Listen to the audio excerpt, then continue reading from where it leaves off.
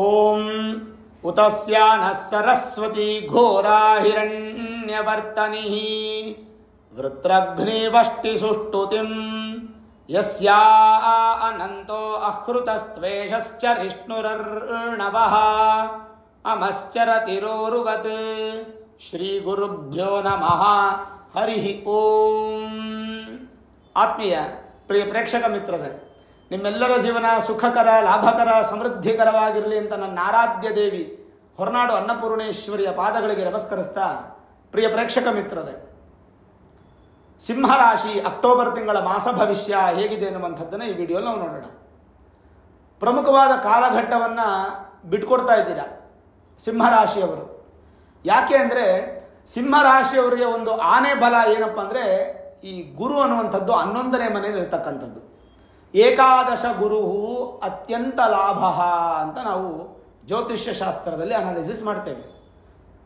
ಅಷ್ಟಮ ಶನಿ ಪ್ರಭಾವವನ್ನು ಹೊಂದಿರತಕ್ಕಂಥ ನಿಮಗೆ ಶನಿ ನಿಮಗೆ ಚೆನ್ನಾಗಿಲ್ಲ. ಶನಿ ಋಣ ರೋಗ ಶತ್ರುಸ್ಥಾನಕ್ಕೂ ವಿವಾಹ ಪಾರ್ಟ್ನರ್ಶಿಪ್ ಇತ್ಯಾದಿ ಬಿಸ್ನೆಸ್ಗಳಿಗೂ ಕೂಡ ನಿಮಗೆ ಅಧಿಪತಿಯಾಗಿರ್ತಾರೆ. ಹಾಗಾಗಿ ಶನಿ ಬಂದು ನಿಮಗೆ ಸಾಲವನ್ನು ಕೊಡೋದ್ರ ಜೊತೆಗೆ, ರೋಗವನ್ನು ಕೊಡೋದ್ರ ಜೊತೆಗೆ ನಿಮಗೆ ಶತ್ರುಗಳನ್ನು ಉತ್ಪತ್ತಿ ಮಾಡ್ತಾರೆ. ಶುಭ ಕಾರ್ಯಗಳನ್ನು ಮಂದಗತಿಯಲ್ಲಿ ಮಾಡಿಸ್ತಾರೆ. ಇದೆಲ್ಲ ಪ್ರಭಾವ ನಿಮಗೆ ಶುರು ಆಗಿದೆ. ಈ ವರ್ಷ 2025 ಮಾರ್ಚ್ 28ಕ್ಕೆ ಶುರುವಾಗೋಯ್ತು. ಸರಿ, ಇದೆಲ್ಲ ನಡುವೆ ಗುರುಬಲ ಇದೆ ಅನ್ನುವಂಥ ಒಂದು ಧೈರ್ಯ ನಿಮಗಿತ್ತು. ಗುರು ಆಶೀರ್ವಾದ ಆಯ್ತಂದ್ರೆ ಮುಗೀತಲ್ವಾ, ಗುರುನೇ ಲಾಭಸ್ಥಾನದಲ್ಲಿದ್ದಾರೆ. ಆದರೆ ಅಕ್ಟೋಬರ್ 18ನೇ ತಾರೀಕಿಗೆ ಗುರು ತಾತ್ಕಾಲಿಕವಾಗಿ 12ನೇ ಮನೆಗೆ ಬರ್ತಾ ಇದ್ದಾರೆ. ಅಕ್ಟೋಬರ್ 18ನೇ ತಾರೀಕು ಗುರು ನಿಮ್ಮ ರಾಶಿಗೆ 12ನೇ ಮನೆಗೆ ಬರ್ತಾ ಇದ್ದಾರೆ. ಒಂದು ಕಡೆ ಶನಿ ಬಲನೂ ಇಲ್ಲ, ಅಕ್ಟೋಬರ್ 18ರಿಂದ ಗುರು ಬಲನೂ ಇಲ್ಲ. ಒಟ್ಟು 48 ದಿನಗಳ ಕಾಲ ಗುರುಬಲ ಇರೋದಿಲ್ಲ. ಹಾಗಾಗಿ ಅಕ್ಟೋಬರ್ 18ರ ಒಳಗೆ ಏನೇ ಮೇಜರ್ ಡಿಸಿಷನ್ಸ್ ಇದ್ರೂ ತಗೋಬೇಕು ಸಿಂಹರಾಶಿಯವರು. ಅದು ರಾಜಕೀಯ ವ್ಯಕ್ತಿಗಳಾಗ್ಬೋದು, ಸರ್ಕಾರಿ ಅಧಿಕಾರಿಗಳಾಗ್ಬೋದು, ತಂದೆಗೆ ಸಂಬಂಧಪಟ್ಟಂಥ ಡಿಸಿಷನ್ಸ್ ಆಗ್ಬೋದು, ಭೂಮಿಗೆ ಸಂಬಂಧಪಟ್ಟಂಥ ಡಿಸಿಷನ್ಸ್ ಆಗ್ಬೋದು, ಶುಭ ಕಾರ್ಯಕ್ಕೆ ಸಂಬಂಧಪಟ್ಟಂಥ ಡಿಸಿಷನ್ಸ್ ಆಗ್ಬೋದು. ಯಾವುದೇ ಆದರೂ ಸಹ 18ನೇ ತಾರೀಕು ಅಕ್ಟೋಬರ್ ತಿಂಗಳ ಒಳಗೆ ನೀವು ಡಿಸಿಷನ್ ತಗೋಬೇಕು. ಇದು ನಿಮಗೆ ಇಂಪಾರ್ಟೆಂಟ್. ಅದಾದಮೇಲೆ ನಿಮಗೆ 48 ದಿನಗಳು ತಾತ್ಕಾಲಿಕವಾಗಿ ಗುರುಬಲ ಇರಲ್ಲ. ಗುರು ಮೇಲಾಗಿ 12ನೇ ಮನೆಗೆ ಬರ್ತಾರೆ. ವ್ಯಯಸ್ಥಾನೇ ಗುರು ವ್ಯಯಾಹ ನಷ್ಟ ಅಂದರೆ ನಷ್ಟ. ಗುರು ನಿಮಗೆ ಪೂರ್ವ ಪುಣ್ಯ ಸ್ಥಾನಾಧಿಪತಿ ಹಾಗೂ ಅದೃಷ್ಟಾಧಿಪತಿ. ಅಕ್ಟೋಬರ್ 18ರ ನಂತರ ಸಿಂಹರಾಶಿಯವರಿಗೆ ಅದೃಷ್ಟ ಕಡಿಮೆ ಆಗ್ತಾ ಹೋಗುತ್ತೆ. ಸಂತಾನ ಅಪೇಕ್ಷಿತ ದಂಪತಿಗಳಿಗೆ ಶುಭ ಇರಲ್ಲ. ಹಾಗೆ ನಿಮ್ಮ ಒಂದು ದಾಯಾದಿಗಳ ಕಲಹ, ಆಸ್ತಿಯ ವಿಚಾರ, ಕೋರ್ಟ್ ಕಚೇರಿ, ಇದರಲ್ಲಿ ಯಾವುದರಲ್ಲೂ ಕೂಡ ಸಕ್ಸಸ್ಸನ್ನು ಕಾಣಲಿಕ್ಕೆ ಆಗೋದಿಲ್ಲ. ಸಿಂಹರಾಶಿಯವರಿಗೆ ಸ್ವಲ್ಪ ಅಡೆತಡೆಗಳು ಉತ್ಪತ್ತಿ ಆಗುತ್ತೆ. ಹಾಗಾಗಿ ಅಕ್ಟೋಬರ್ 18ರ ನಂತರ ಗುರುವನ್ನು ಆರಾಧನೆ ಮಾಡುವಂಥದ್ದು ಭಾಳ ಮುಖ್ಯ. ಗುರು ಸ್ಮರಣೆ, ಗುರು ದರ್ಶನ, ಗುರುವಿನ ಆಶೀರ್ವಾದ ನಿಮಗೆ ಭಾಳ ಭಾಳ ಮುಖ್ಯ ಆಗುತ್ತೆ. ಇದೊಂದು ನಿಮ್ಮ ತಲೆಯಲ್ಲಿಟ್ಟುಕೊಂಡು ಖಂಡಿತವಾಗಲೂ ನೀವು ನಿಮ್ಮ ತಿಂಗಳನ್ನು ತಳ್ಳಬೇಕಾಗತ್ತೆ. 18ರವರೆಗೂ ಚೆನ್ನಾಗೈತೆ ಅಂತ ತೊಂದರೆ ಏನಿಲ್ಲ. ಸಿಂಹರಾಶಿಯವರಿಗೆ ಇನ್ನೊಂದು ವಿಷಯ ಏನಪ್ಪ ಅಂದರೆ, ರಾಶಿಯಿಂದ 4ನೇ ಮನೆ ಸುಖಸ್ಥಾನಕ್ಕೂ, ವಾಹನ ಇತ್ಯಾದಿ ಕಾರಕಕ್ಕೂ ಸ್ಥಾನಕ್ಕೂ ಹಾಗೂ ಭಾಗ್ಯಸ್ಥಾನಕ್ಕೂ ಅಧಿಪತಿಯಾದಂಥ ಕುಜ ಪ್ರಸ್ತುತ ಅಂತೂ ಶತ್ರುವಿನ ಮನೆಯಲ್ಲೇ ಇದ್ದಾರೆ, 3ನೇ ಮನೆಯಲ್ಲಿದ್ದಾರೆ. ಕುಜನು ಕೂಡ ನಿಮಗೆ ಬಲ ಇಲ್ಲ. ಕುಜ ಬಲಹೀನನಾಗಿದ್ದಾನೆ. ನಿಮ್ಮ ರಾಶಿಗೆ ಯಾವುದೇ ಕುಜನ ಬಲ ಇಲ್ಲದೇ ಇರೋದ್ರಿಂದ ವಾಹನ ಮತ್ತು ಸುಖ ಅನ್ನುವಂಥದ್ದು ನಿಮಗೆ ಕಡಿಮೆ ಆಗುತ್ತೆ. ಭಾಗ್ಯಗಳು ನಿಮ್ಮನ್ನು ಹುಡುಕೊಂಬರೋದು ಕಡಿಮೆ ಆಗುತ್ತೆ. ಈ ತಿಂಗಳು 27ನೇ ತಾರೀಕಿನವರೆಗೂ, ಅಕ್ಟೋಬರ್ 27ನೇ ತಾರೀಕಿನವರೆಗೂ. ಅಕ್ಟೋಬರ್ 27ರ ನಂತರ ಆ ಥರದ್ದು ಯಾವುದು ನೆಗೆಟಿವಿಟಿ ಆಗಲ್ಲ. ಯಾಕೆಂದರೆ ಸುಖ ವೃದ್ಧಿ ಆಗುತ್ತೆ, ವಾಹನ ಯೋಗ ಪ್ರಾಪ್ತಿ ಆಗುತ್ತೆ, ಭಾಗ್ಯಗಳು ಉತ್ಪತ್ತಿ ಆಗುತ್ತೆ. ಕುಜ ಚತುರ್ಥ ಭಾವಕ್ಕೆ ತನ್ನ ಸ್ವಕ್ಷೇತ್ರಕ್ಕೆ ಬಂದು ರುಚಕ ಯೋಗ ಅನ್ನುವಂಥ ಯೋಗವನ್ನು ಕೊಡ್ತಾನೆ. ಹಾಗಾಗಿ ಸಿಂಹರಾಶಿಯವರು ಭಯಪಡೋ ಅವಶ್ಯಕತೆ ಇಲ್ಲ. ಅಲ್ಲಿವರೆಗೂ ಕುಜಬಲ ಇಲ್ಲದೇ ಇರೋದ್ರಿಂದ ಸುಬ್ರಹ್ಮಣ್ಯನ ಆರಾಧನೆ, ದರ್ಶನ ಮಾಡುವಂಥದ್ದು ಭಾಳ ಮುಖ್ಯ. ಇದು ಸಿಂಹರಾಶಿಯವರಿಗೆ ಖಂಡಿತ ಬೇಕಾಗಿರ್ತಕ್ಕಂಥ ವಿಚಾರ. ಇನ್ನು ರಾಶಿಯಿಂದ 10ನೇ ಮನೆ ಅಧಿಪತಿ ಯಾರು? ಶುಕ್ರ. ಹಾಗೂ 3ನೇ ಮನೆ ಅಧಿಪತಿ ಶುಕ್ರ ಪ್ರಸ್ತುತ ಅಂತೂ ಮಿತ್ರನ ಮನೆಯಲ್ಲಿದ್ದಾರೆ. ಮಿತ್ರ ಅಂತಂದರೆ ಏನು? ನಿಮ್ಮ ರಾಶಿಯಲ್ಲೇ ಇದ್ದಾರೆ. ಸಮಬಲ ಅಂತ ತೊಗೊಬೋದು, ಅಥವಾ ಶತ್ರು ಅಂತಲೇ ತೊಗೊಂಡ್ಬಿಡ್ಬೋದು. ಯಾವಾಗ 9ನೇ ತಾರೀಕು ಅವರು ನೀಚ ಸ್ಥಾನ, ಡೆಬಿಲೇಟೆಡ್ ಪೊಸಿಷನ್ಗೆ ಹೋಗ್ತಾರೋ, ಈ ಮಧ್ಯೆ 2ನೇ ತಾರೀಕು ಬುಧ ಬಂದು ಶುಕ್ರನ ಮನೆಗೆ ಹೋಗಿರ್ತಾರೆ. ಶುಕ್ರನ ಮನೆಯಲ್ಲಿ ಬುಧ, ಬುಧನ ಮನೆಯಲ್ಲಿ ಶುಕ್ರ, ಪರಸ್ಪರ ಪರಿವರ್ತನಾ ಯೋಗ ಇಂಟರ್ಚೇಂಜ್ ಆಗಿ ಭದ್ರಯೋಗ ಮಾಳವ್ಯ ಯೋಗ ಅನ್ನುವಂಥದ್ದು ಬಂದು ದ್ವಿತೀಯಾಧಿಪತಿ ದ್ವಿತೀಯದಲ್ಲೇ ಇದ್ದು, ತೃತೀಯಾಧಿಪತಿ ತೃತೀಯದಲ್ಲೇ ಇದ್ದು, ಲಾಭಾಧಿಪತಿ ಲಾಭಸ್ಥಾನಾಧಿಪತಿ ನಿಮಗೆ ಬುಧ ಹಾಗೂ ಕರ್ಮಸ್ಥಾನಾಧಿಪತಿ ಬುಧ, ಲಾಭಸ್ಥಾನಾಧಿಪತಿ ಬುಧ, ಕರ್ಮಸ್ಥಾನಾಧಿಪತಿ ಶುಕ್ರ ಇಬ್ಬರು ಆಕ್ಟಿವೇಟ್ ಆಗ್ತಾರೆ. ಬಟ್ 9ನೇ ತಾರೀಕಿನವರೆಗೂ ನಿಮಗೆ ಆಕ್ಟಿವೇಟ್ ಆಗಲ್ಲ. ಅಕ್ಟೋಬರ್ 9ನೇ ತಾರೀಕಿನಿಂದ ಶುಕ್ರ ಬುಧ ಇಬ್ಬರು ತುಂಬ ಒಳ್ಳೆ ಫಲ, ಬಿಸ್ನೆಸ್ಸು ಚೆನ್ನಾಗಿರುತ್ತೆ, ವಿದ್ಯೆ ಚೆನ್ನಾಗಿರುತ್ತೆ, ಬುದ್ಧಿ ಚೆನ್ನಾಗಿರುತ್ತೆ. ಏನೇ ಬಿಸ್ನೆಸ್ ಮಾಡ್ತಾ ಇದ್ರೂ ಕೂಡ ನಿಮಗೆ ಅನುಕೂಲಗಳು ಪ್ರಾಪ್ತಿ ಹೆಚ್ಚಾಗಿ ಕಾಣುತ್ತೆ.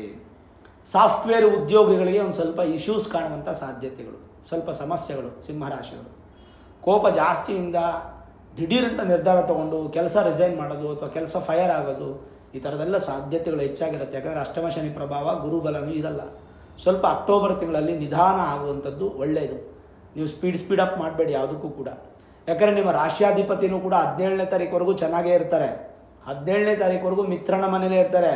17ನೇ ತಾರೀಕು ಅವರು ಕೂಡ ಡೆಬಿಲೇಟೆಡ್ ಪೊಸಿಷನ್, ನೀಚ ಸ್ಥಾನಕ್ಕೆ ಬಂದುಬಿಡ್ತಾರೆ. 17ನೇ ತಾರೀಕಿನಿಂದ ಸೂರ್ಯ ಬಲ ಇರೋದಿಲ್ಲ.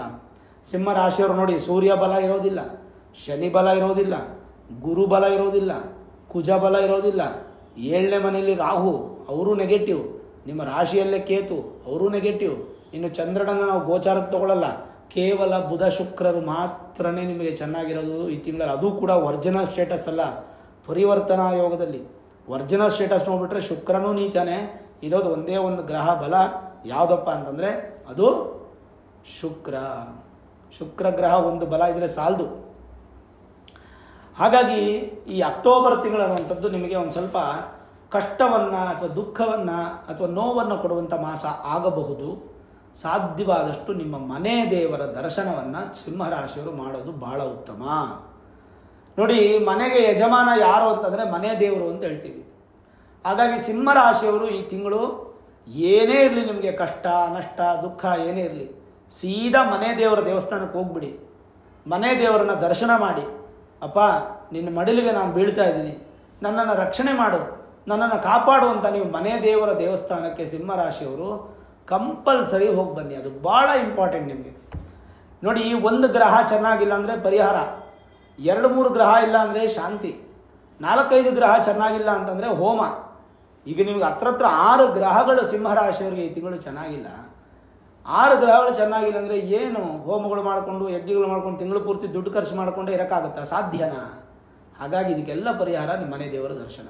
ಕಂಪಲ್ಸರಿ ಮನೆ ದೇವರ ದರ್ಶನ ಸಿಂಹರಾಶಿಯವರು ಮಾಡಿ. ಅದು ನಿಮಗೆ ಭಾಳ ಭಾಳ ಒಳ್ಳೆಯ ಉತ್ತಮ ಫಲವನ್ನು ಕೊಡುತ್ತೆ. ತನ್ಮೂಲಕ ನಿಮಗೆ ವಿಶೇಷವಾದಂಥ ಹಾಗೂ ವಿಶಿಷ್ಟವಾದಂಥ ಸುಖ ಪ್ರಾಪ್ತಿಯಾಗತ್ತೆ. ಮನೆ ದೇವರ ದೃಷ್ಟಿ ಅಥವಾ ಅನುಗ್ರಹ ಬಿದ್ದರೆ ಅತ್ಯಂತ ಸಂತೋಷಭರಿತ ಜೀವನ ಅನ್ನುವಂಥದ್ದು ನಿಮಗೆ ಪ್ರಾಪ್ತಿಯಾಗತ್ತೆ. ಇನ್ನು ಈ ತಿಂಗಳು ನೋಡಿ, 1ನೇ ತಾರೀಕು ಆಯುಧ ಪೂಜೆ ಇದೆ, 2ನೇ ತಾರೀಕು ವಿಜಯದಶಮಿ ಇದೆ. ಹಾಸನಾಂಬೆ ದೇವಸ್ಥಾನ ಬಾಗಿಲು ತೆಗೆಯೋದು 9ನೇ ತಾರೀಕು, ಬಾಗಿಲು ಹಾಕೋದು 23ನೇ ತಾರೀಕು. ಈ ಮಧ್ಯೆ ಹಾಸನಾಂಬೆ ದರ್ಶನ ಮಾಡಿ. ತ್ರಿಶಕ್ತಿ, ತ್ರಿಪಿಂಡಿ, ಮಹಾಕಾಳಿ, ಮಹಾಲಕ್ಷ್ಮಿ, ಮಹಾಸರಸ್ವತಿ ಅಂತ ಹೇಳ್ತೀವಿ. 3 ಶಕ್ತಿಗಳನ್ನು ಒಳಗೊಂಡಿರ್ತಕ್ಕಂಥದ್ದು ಹಾಸನಾಂಬೆ ದೇವಿ.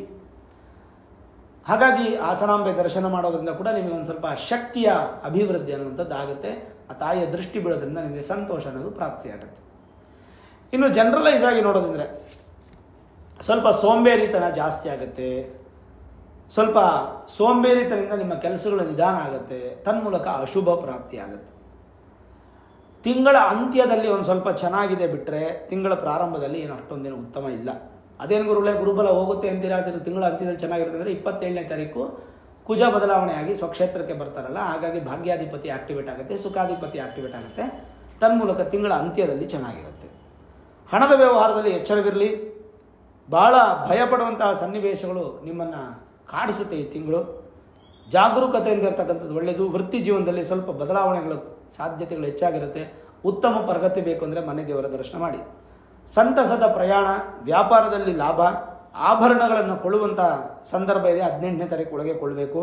ನೂತನ ವಸ್ತ್ರಗಳು ಇದೆಲ್ಲ ಕೊಳ್ಳುವಂಥ ಸಾಧ್ಯತೆಗಳು. ಮನಸ್ಸಿಗೆ ಸಂತೋಷ ಆಗುತ್ತೆ. ಎಲ್ಲರಲ್ಲೂ ಬೆರೆಯುವ ವ್ಯಕ್ತಿತ್ವ ನಿಮ್ಮಲ್ಲಿರುತ್ತೆ. ನಾನು ನಂದು ಅನ್ನುವಂಥದ್ದನ್ನು ಬಿಟ್ಬಿಡಬೇಕು ಸಿಂಹರಾಶಿಯವರು. ಇನ್ನು ಮನೆಯಲ್ಲಿ ನವೀಕರಣ ಮಾಡುವಂಥ ಕೆಲಸಗಳನ್ನು ಯೋಚನೆ ಮಾಡ್ತೀರಾ, ಸ್ವಲ್ಪ ದುಡ್ಡು ವ್ಯಯ ಮಾಡ್ತೀರಾ. ಹೊಸ ಹೊಸ ವಸ್ತುಗಳನ್ನು, ಬೆಡ್ ತೊಗೊಳ್ಳೋದು, ಸೋಫಾ ತೊಗೊಳ್ಳೋದು, ಟಿ ವಿ ತೊಗೊಳ್ಳೋದು, ಈ ಥರ ಖರೀದಿ ಮಾಡ್ತೀರಾ. ವಿದ್ಯಾರ್ಥಿಗಳಿಗೆ ಕ್ರೀಡೆಯಲ್ಲಿ ಸ್ವಲ್ಪ ಅಧಿಕ ಲಾಭ. ನೆಗೆಟಿವ್ ಏನಪ್ಪ ಅಂದರೆ ಆರೋಗ್ಯ, ಭೋಜನ ವಿಚಾರ, ಸ್ಟೊಮಕ್ ಇಶ್ಯೂಸು, ಹೊಟ್ಟೆ ಸಂಬಂಧಪಟ್ಟಂಥ ರೋಗಗಳು, ಹೆಣ್ಣುಮಕ್ಕಳಿಗೆ ಥೈರಾಯ್ಡ್ ರಿಲೇಟೆಡ್ ಇಶ್ಯೂಸ್ ಎಲ್ಲ ಬರುವಂಥ ಸಾಧ್ಯತೆ. ಸಪ್ತಮದಲ್ಲಿ ರಾಹು ಇರೋದ್ರಿಂದ ಸ್ವಲ್ಪ ಎಚ್ಚರಿಕೆ ಇರ್ತಕ್ಕಂಥದ್ದು ಒಳ್ಳೆಯದು. ರೈತರಿಗೂ ಅಷ್ಟೊಂದು ಸಂತೋಷ ಇರಲ್ಲ. ಈ ತಿಂಗಳು 27ನೇ ತಾರೀಕು ಆದಮೇಲೆ ರೈತರಿಗೆ, ರಿಯಲ್ ಎಸ್ಟೇಟ್ ವ್ಯಾಪಾರಿಗಳಿಗೆ ತುಂಬ ಚೆನ್ನಾಗಿರುತ್ತೆ. ಹೋಟೆಲ್ ವ್ಯಾಪಾರಿಗಳಿಗೆ ಈ ತಿಂಗಳು ಸೂಪರ್ ಆಗಿರುತ್ತೆ, ಅದ್ಭುತವಾಗಿರುತ್ತೆ. ಭಯದ ವಾತಾವರಣ ದೂರ ಆಗುತ್ತೆ. ಗೋವಿಗೆ ಸ್ವಲ್ಪ ಗ್ರಾಸವನ್ನು, ಹಸುಗೆ ಏನಾದರೂ ಗ್ರಾಸವನ್ನು ಕೊಡೋದು ಅಂದರೆ ತಿನ್ನೋಕೆ ಏನಾದರೂ ಕೊಡುವಂಥದ್ದು ಒಳ್ಳೆಯದು. ಹೆಚ್ಚು ಕೋಪ ಒಳ್ಳೆಯದಲ್ಲ. ಈ ತಿಂಗಳಿಗೆ ನೀವು ಸಮಾಧಾನವಾಗಿರಬೇಕು. ಯಾವುದೇ ನಿರ್ಧಾರಗಳನ್ನು ನಿಮ್ಮಷ್ಟಕ್ಕೆ ನೀವೇ ತಗೊಳ್ಬೇಡಿ. ಒಳ್ಳೆ ಅಡ್ವೈಸರ್ಸು, ಒಳ್ಳೆ ಅನುಭವಸ್ಥರನ್ನ ಭೇಟಿ ಮಾಡಿ ಅಥವಾ ಜ್ಯೋತಿಷ್ಯರನ್ನ ಭೇಟಿ ಮಾಡಿ ನಿರ್ಧಾರ ತಗೊಳ್ಳಿ. ಈ ತಿಂಗಳು ಸಾಲ ತಗೊಳ್ಳೋದು ಒಳ್ಳೆಯದಲ್ಲ, ಇರೋ ಸಾಲನ ತೀರಿಸಿದ್ರೆ ಉತ್ತಮ. ಅದು ಭಾಳ ಮುಖ್ಯವಾಗಿರತಕ್ಕಂಥ ವಿಚಾರ ನಾನು ನಿಮಗೆ ತಿಳಿಸ್ತಾ ಇದ್ದೀನಿ. ಇನ್ನು ದೇಹದಲ್ಲಿ ಸ್ವಲ್ಪ ಬಲಹೀನತೆಯನ್ನು ಕಾಣ್ತೀರಾ. ಸ್ವಲ್ಪ ಬಲಹೀನತೆ 17ನೇ ತಾರೀಕು ನಂತರ ಬಲಹೀನತೆ, ತನ್ಮೂಲಕ ರೋಗ ಬಾಧೆ, ಸ್ಟೊಮಕ್ ಇಶ್ಯೂಸು, ವಿಶ್ರಾಂತಿ ಸ್ವಲ್ಪ ಅಗತ್ಯ. ದೈಹಿಕವಾಗಿ ಹೆಚ್ಚು ಶ್ರಮ ಪಡಕ್ಕೆ ಹೋಗಬೇಡಿ. ಹೆಚ್ಚು ಶ್ರಮ ಪಟ್ಟರೆ ಸ್ವಲ್ಪ ದೇಹದಲ್ಲಿ ಅಡಚಣೆಗಳು ಉಂಟಾಗುತ್ತೆ. ಆದರೆ 17ನೇ ತಾರೀಕು ರಾತ್ರಿವರೆಗೂ ಅಂದರೆ 18ನೇ ತಾರೀಕು ಬೆಳಗ್ಗೆವರೆಗೂ ಗುರು ಚೆನ್ನಾಗಿರೋದ್ರಿಂದ ನಿಮ್ಮ ಕನಸುಗಳು ನನಸಾಗುವಂತಹ ದಿನಗಳಾಗುತ್ತೆ. ಮೃಷ್ಟಾನ್ನ ಭೋಜನ ಪ್ರಾಪ್ತಿಯಾಗುತ್ತೆ. ವಿದೇಶಿ ಪ್ರಯಾಣ ಸಿದ್ಧತೆಗಳು ಅಲ್ಲಲ್ಲಿ ಸಕ್ಸಸ್ ಆಗುವಂಥದ್ದು.